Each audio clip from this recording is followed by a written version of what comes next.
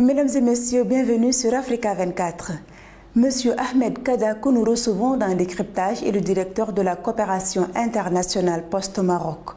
Le Maroc prend en effet part au 27e congrès mondial de l'UPU, l'Union postale universelle, organisé en Côte d'Ivoire. L'UPU est une institution spécialisée de l'ONU qui rassemble 192 pays membres. Dans cette édition, M. Ahmed Kada nous parle des enjeux du congrès et des perspectives de la poste au Maroc. Encore une fois de plus, M. Ahmed Kada, bienvenue sur Africa 24. Les 192 pays membres de l'Union postale universelle tiennent à Abidjan un congrès pour préparer l'avenir du secteur postal mondial. Pour la seconde fois dans l'histoire de cet organisme, ce congrès qui se tient tous les 4 ans va se dérouler en Afrique. Pouvez-vous nous présenter l'UPU, son rôle en tant qu'agence des Nations Unies? Que représente pour vous la tenue du congrès en Afrique? Tout d'abord, je tiens à vous remercier pour m'avoir accueilli chez vous, pour que je puisse m'exprimer sur un événement et sur une organisation spécialisée des Nations Unies. Dans tous les cas, si j'ai à présenter l'UPU, je crois que c'est l'une des plus anciennes organisations spécialisées des Nations Unies qui a eu plus qu'un siècle d'existence, d'une part. D'autre part, là on parle de globalisation, ça fait une décade qu'on parle de la globalisation, mais les postes via leur union ont créé la globalisation, ça fait presque plus que d'un siècle. Par exemple, si je vais vous poser une question, je veux dire combien de bureaux de poste vous avez en Sénégal, vous allez dire aux alentours, je ne sais pas exactement, mais vous allez aux alentours d'une centaine. Mais je dirais non, vous avez plus que 600 000 bureaux de poste. Parce que lorsque vous allez envoyer un courrier de Côte d'Ivoire ou dans Sénégal, on ne va pas vous demander de faire l'étude de faisabilité, de le faire parvenir au Népal ou au Himalaya. Donc nous sommes un réseau connecté, un réseau unique mondial. Et aussi, en tant qu'organisation spécialisée des Nations Unies, nous portons, dans le cadre du programme des Nations Unies pour le développement humain, plus que 5 ou 6 axes de développement, d'inclusion économique, sociale. Et je dirais, nous avons, en tant que membre, en tant que communauté postale, nous intervenons sur plusieurs aspects, sur les scènes nationales, avec une dimension mondiale. Lors de ce congrès, les 3000 délégués, dont plus de 1000 en présentiel à Abidjan, devraient adopter la nouvelle stratégie postale mondiale. Pouvez-vous nous définir les principaux axes de cette feuille de route du nouveau cycle qui commence en 2022? Je ne vais pas rentrer dans le détail, mais je vais vous donner une métaphore. Comme vous le savez, nous étions un petit peu anticipatifs. Comme si on savait que la Covid sera là. Parce qu'il y a un monde avant Covid et un monde après Covid. Il y avait une poste avant Covid, il y aura une autre poste après Covid. Et cette stratégie d'Abidjan, c'est cette façon, c'est le relais qu'on passe d'un monde à un autre monde. Et ça a démarré dès maintenant. C'est le premier congrès qui se tient de façon hybride et présentielle, avec totalement digital, zéro papier. Donc c'est quelque chose comme il y a une perception chez certains qui ne connaissent pas de façon trop près la poste. Ils disent c'est des papiers, c'est etc. Mais la poste c'est autre chose, c'est autre là de chasse. La poste maintenant c'est le pilier et le bras armé pour le développement de ce qu'a connu l'après-Covid. C'est l'e-commerce, avec l'explosion de l'e-commerce, avec de confinement, etc. C'était quoi? C'était la poste. Et aussi avec lorsque tout le monde s'est retiré, qui était sur le terrain? C'est la poste via son réseau, parce que comme vous savez, dans n'importe quel pays, le plus grand réseau de proximité, et je dirais plus de proximité et de flexibilité et d'accessibilité, parce qu'un client chez la poste, comme vous, comme moi, je me sens chez moi à la poste. Le Congrès a la volonté de définir les nouvelles règles des politiques sur l'échange international d'envois postaux. Quel impact auront ces orientations sur le développement des activités postales au Maroc? Face aux méthodes traditionnelles, quelles sont les principales évolutions que le métier de la poste a intégrées? Comme vous le savez, il y a maintenant, avec le courrier classique, ce qu'on appelle le courrier classique et le courrier marchandise. Donc, à l'instar, le Maroc, ce n'est pas une exception. Je vais parler en général. À l'instar de tous les pays, les opérateurs postaux, il y a la déclinaison en termes de courrier normal et classique, mais l'évolution de courrier, ou plutôt de courrier marchandise, avec l'avènement d'une part de l'e-commerce Et lorsque je parle de l'e-commerce B2B, C2C, et maintenant on voit du commerce C2B, donc sur toutes ces dimensions. Et là, la Poste va jouer un rôle en tant que moteur d'inclusion économique et aussi sociale. Aussi sur la partie transformation digitale, si je parle, il y a plusieurs postes à l'échelle mondiale qui ont été un outil pour déployer les politiques gouvernementales et des pays vis-à-vis de la dématérialisation des actes administratifs, ce qu'on appelle la e-administration, les e-gov.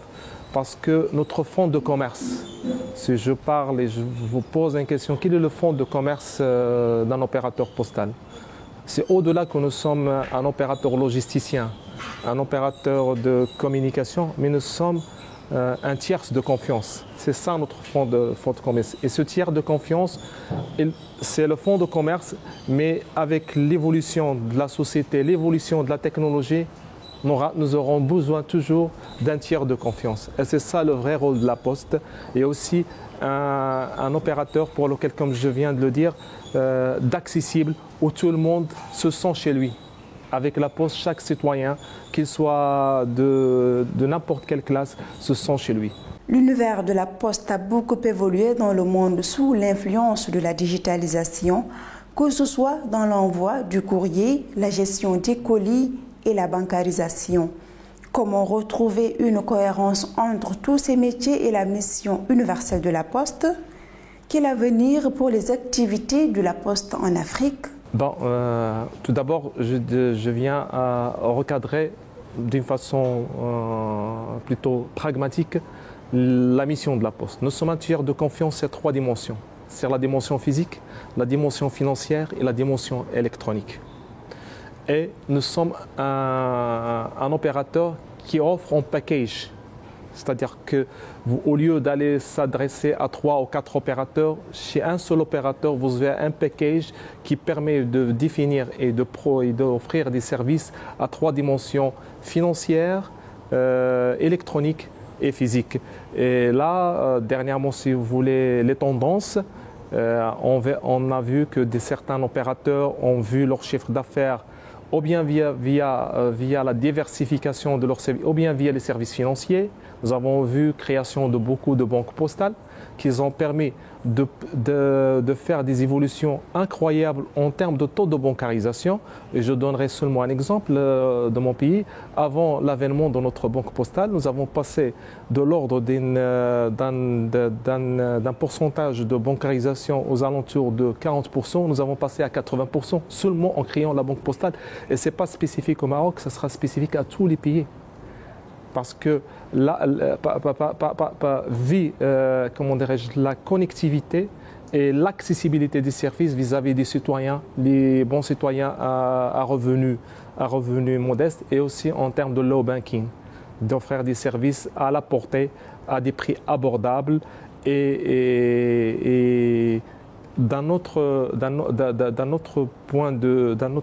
vis-à-vis d'un autre axe, aussi la Poste peut se présenter et se présentera toujours, c'est le guichet unique pour un ensemble de prestations, qu'ils soient gouvernementales, de gouvernement ou des initiatives politiques vis-à-vis des citoyens, et même aussi pour des opérateurs, tels que maintenant avec l'évolution de tout ce qu'on est facilitation du e-commerce, par exemple en produisant des guichets uniques, en facilitant l'e-commerce, en produisant les gens c'est-à-dire les petits artisans, les petits promoteurs de e-commerce qui n'ont pas les moyens des grandes sociétés. Donc dans un truc de mutualisation et d'un guichet unique, on permet d'inclure plusieurs opérateurs, des petits opérateurs, un écosystème d'e-commerce mondial, tout d'abord au niveau national, avant d'aller au mondial, parce que toujours il faut être performant au national pour aborder le mondial.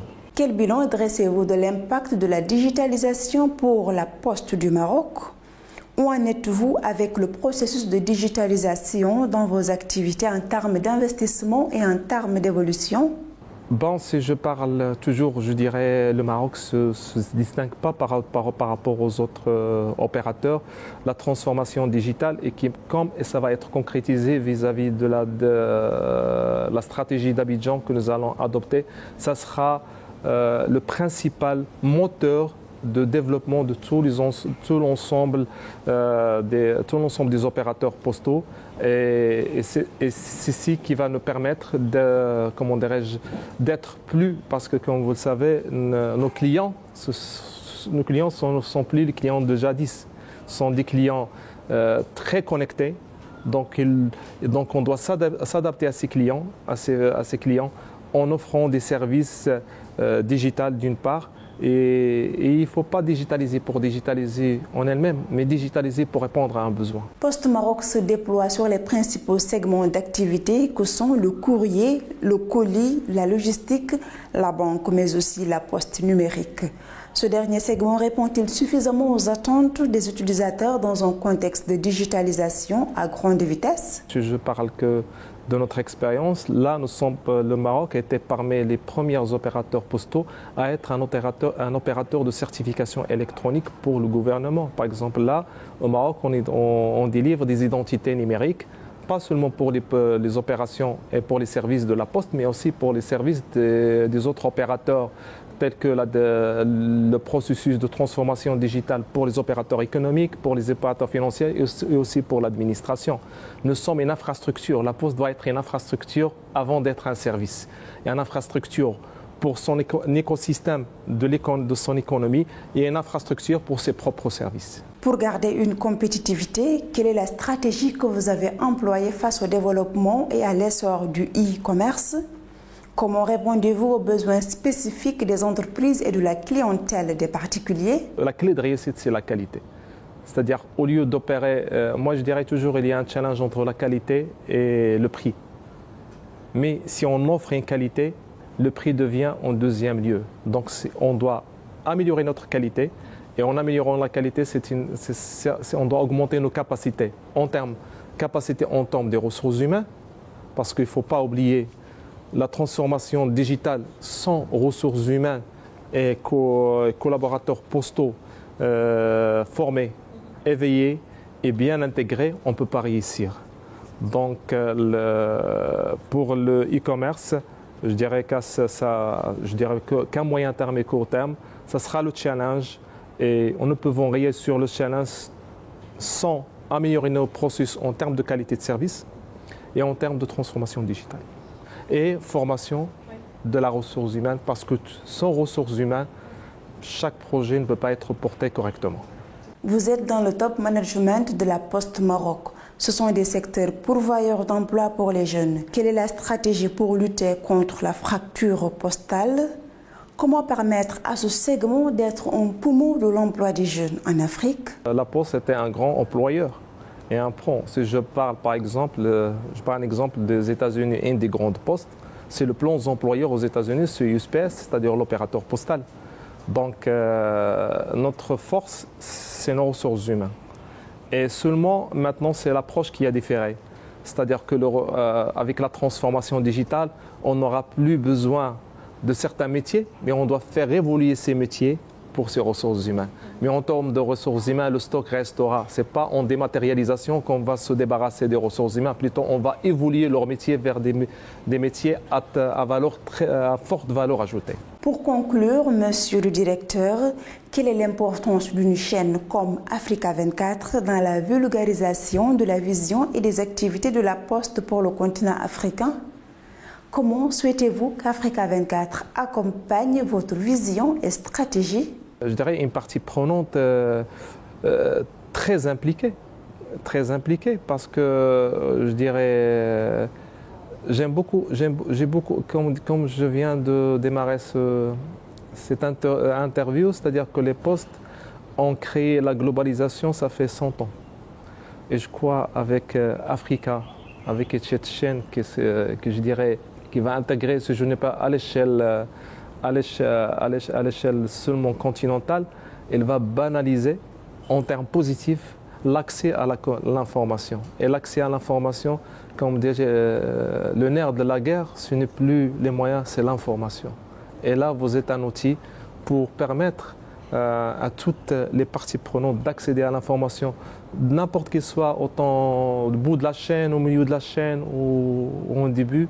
Ça, c'est un outil très important et pour lequel il faut capitaliser et développer davantage et être, vous, un idole pour les autres.